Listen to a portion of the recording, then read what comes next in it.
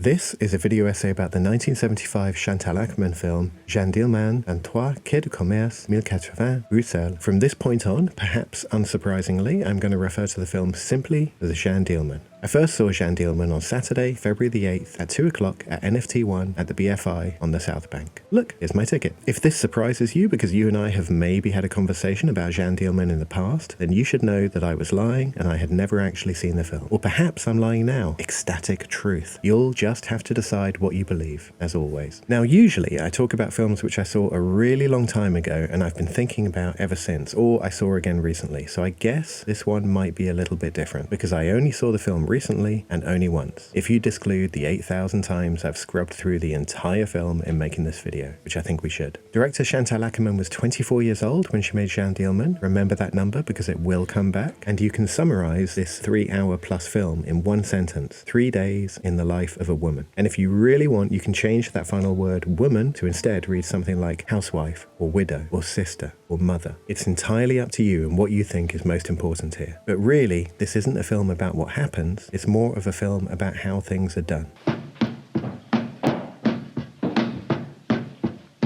As I said, this film can be summarized as 3 days in the life of a woman. We follow her routine, and halfway through the second day, something goes wrong. But we never really know what, because it happens inside Jeanne Dielman, off camera. Martin Scorsese once said that cinema is a matter of what's in the frame and what's not in the frame. And for pretty much the entire runtime of Jeanne Dielman, what's in the frame is Delphine Seyrig playing the title character. For those who don't know, Delphine Seyrig was already an icon of French cinema by this point. She was principally known for her voice, which makes this role an interesting choice for her because she barely speaks.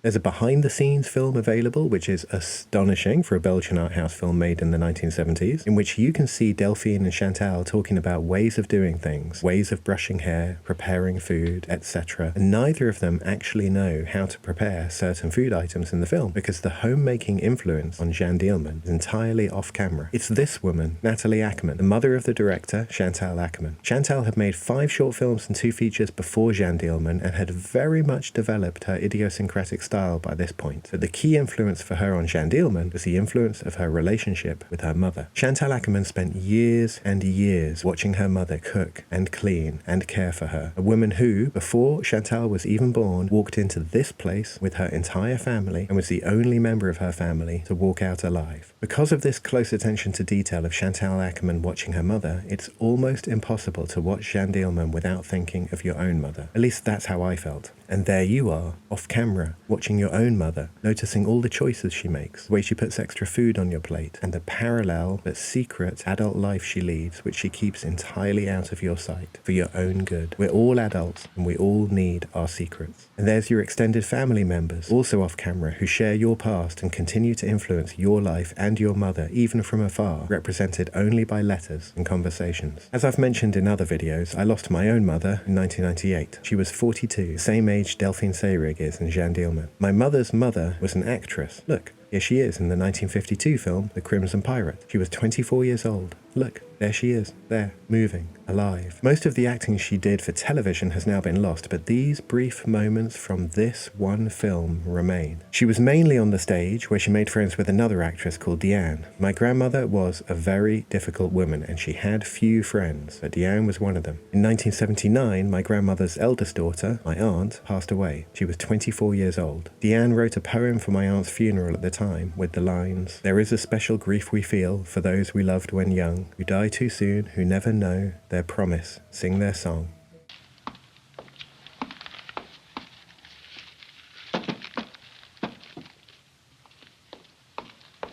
Before he passed away last year, my grandfather told me that he took his daughter, my aunt, to see the 1967 film Camelot at the cinema in 1968. They watched the first few minutes of the film when she suddenly announced, "I'm not watching this," and walked out and went to see one of the other films that was playing in one of the other screens, which was Andy Warhol's Lonesome Cowboys. Small world. He never knew how important Lonesome Cowboys was to me. My aunt never got the opportunity to find that out. Look, here's me and my aunt outside a pub together on the corner of Cadogan Street and Moore Street in February 1977. In the same year that my aunt passed away, 1979, my infant sister also passed away. There are very few photos of my sister, but here's one. Imagine being my mother and losing your sister and your daughter just a few months apart. Or imagine being my grandmother and losing your daughter and your granddaughter a few months apart. For one reason or another, my grandmother became quite a drinker and passed away before her time in 1992. And let me tell you, watching my mother lose her mother was an awful experience. In the early 2000s, Deanne came looking for her old friend, but my grandmother and both her children were dead by then, and so she found me and my children, her friend's great-grandchildren. Here she is with us in 2005. Deanne herself would go on to pass away in 2009.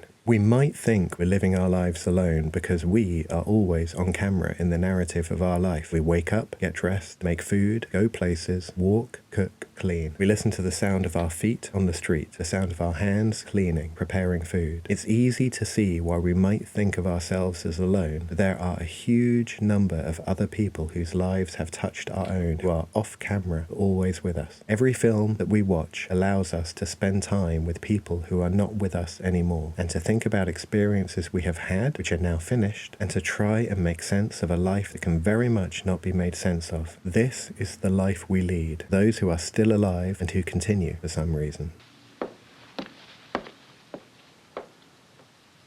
There are basically 3 different ways you can film a scene, and they go like this. 1. You can have different images of different things and show one, and then another, and then another. I'm going to call this assemblage. It's where you create a patchwork of different pictures which lets us know what's happening, where everyone is, how they feel, who said what, etc. Maybe you're moving the camera, maybe you're not, maybe the people are moving, maybe they're not, you get the drill. It is probably the most common way to put a scene together. 2. You put the camera in one place and you have things happen in front of it, and at no point do you move the camera. You used to see this a lot with people like Buster Keaton, Howard Hawks, Frank Capra, Jacques Tati, etc., etc., but not so much anymore. It's good for timing, particularly comedy. It lets the performers in front of the camera really nail the timing. It also allows an audience to edit things themselves, choosing where they want to look. Look at this moment from His Girl Friday and how your eyes go from person to person as they speak. But hey, you don't have to look at the person who's speaking. And look at how this guy leans forward so the scene can refocus on that figure in the background trying to look at women walking up the stairs. Be a voyeur, watching a voyeur. 3. It's like 2, except you move the camera as much as you like. You hunt and seek with the camera. Maybe you're following someone, maybe you're not, but basically turn the camera on, you keep it running, and you move it around to change the picture. Whenever people do this, they're very often exploring space, moving around a place, discovering it with us, revealing its facets and secrets one by one. Remember the opening of Snake Eyes? Remember the opening of Touch of Evil? Remember the Copacabana scene in Goodfellas? I think you know why someone might be doing this. You don't need me to tell you. And that's it. Honestly, there are no other ways you could possibly cover a scene. Even though we have all these films and all these genres, there are only 3 ways to do things. Crazy when you think of it like that. Now, what usually happens is most filmmakers will pick and choose different ways of using these 3 ways of filming a scene for different impacts throughout a film's running time. But sometimes you get filmmakers who very much prefer one way over the other 2. And because we're talking about Jeanne Dielman and Chantal Akerman, you just know that number 2, putting the camera down and never moving it, is what this bit is all about. So what does putting a camera down and not moving it do to Jeanne Dielman? Well, there are 2 aspects to not moving the camera in Jeanne Dielman, and they're very much interrelated. 1, it allows you to really feel the time passing, and 2, it allows you to closely observe the performance. Jeanne Dielman is a love letter to the unsung story of housework, cooking, cleaning, mothering. And this is a world of no quick fixes. It's a world that happens over years, not minutes. You need to understand how long everything takes, and you need to understand that every single task throughout the day, from opening the curtains in the morning to listening to Sylvain talk before he goes to sleep, absolutely everything is repeated over and over and over and over. As I mentioned earlier, something happens inside Jeanne Dielman on the second day, and you can't see inside her. The only way that you can see that something vast has happened is by watching her over and over and over again, so that you understand that this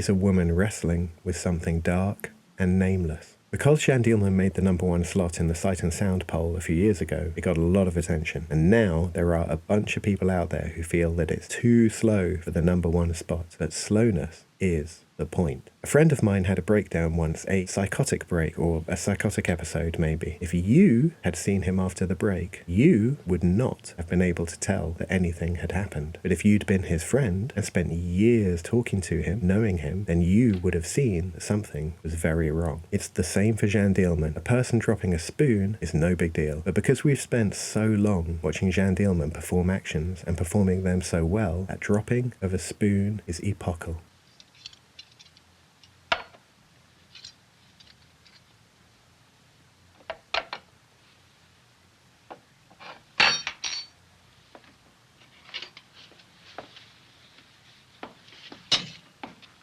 That's why Jeanne Dielman is the way it is. How else could you feel the ticking of the clock? And there's another clock ticking that's relevant here. The film was made in 1975, and back then, Chantal Akerman was 24 years old and very much in love with her mother. But the clock kept ticking, on and on and on. And now it's 2025, and Chantal and Natalie Akerman are both no longer with us. And we know how their story ended. And it's difficult now to watch this moment in 1975 without having the awareness of how the relationship between them developed over time. We know about News from Home. We know about Les Rendez-vous d'Anna. We know about Letters Home. We know about how it ended with No Home Movie and My Mother Laughs. The landscape of our own lives and family has changed since then as well. Tick follows tock, follows tick, follows tock. You can never escape the ticking of the clock.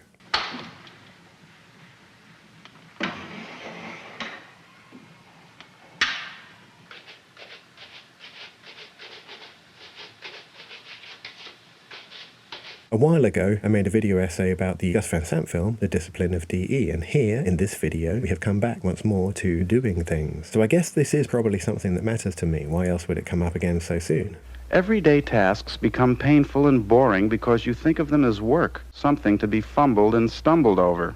Overcome this block and you will find that DE can be applied to anything you do, even to the final discipline of doing nothing. The easier you do it, the less you have to do.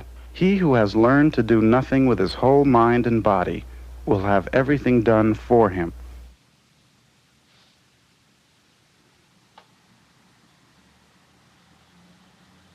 When you're watching Jeanne Dielman, most of what you learn about the character Jeanne Dielman comes from watching her doing things. For example, you know how you know Jeanne Dielman thinks about the cost of things a lot? From how often she turns the light off.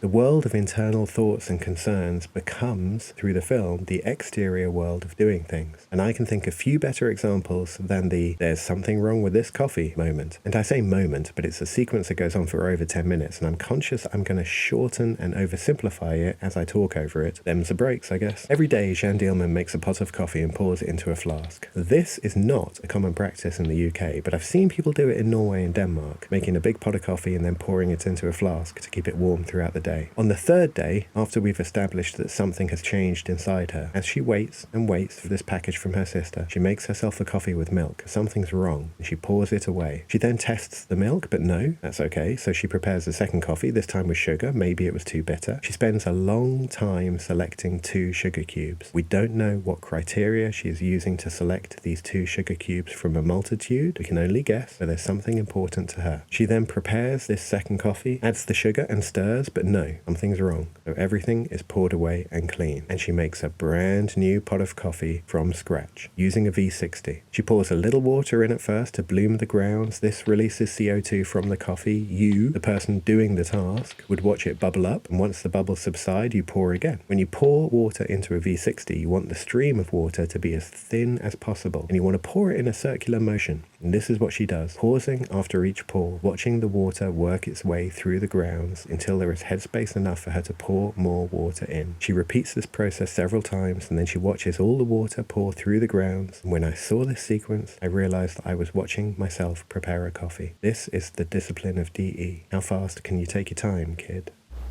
How fast can you take your time, kid?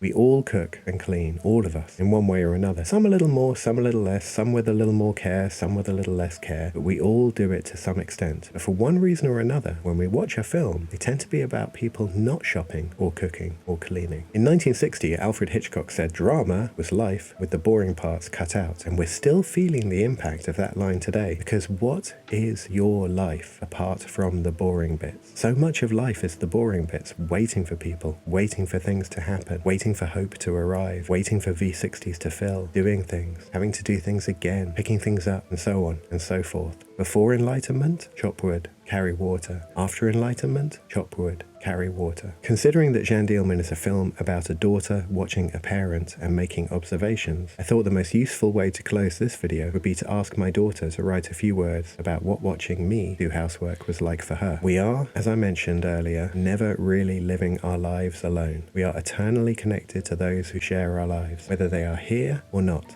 Here is what she wrote. When I was small, the world felt full of magic. Not dragons, not spells, but the way you changed a duvet cover in one quiet, practiced sweep. Your hands moved like they knew every corner, every fold, thinking carefully but not stopping to think. I stood there watching the ordinary miracle, wondering how many duvet covers has he changed? How many mornings has he tucked in the edges of a day? How many evenings has he shaken sleep into place? A long life of duvets and the small invisible acts that make everything feel like home. Et j'ai fait le tour du monde avec le film. Le lendemain, j'existais en tant que cinéaste. Et pas n'importe quel cinéaste. C'est-à-dire qu'à l'âge de 25 ans, tout d'un coup, on m'a fait comprendre que j'étais une grande cinéaste. C'était agréable, mais pénible parce que je me demandais comment faire mieux.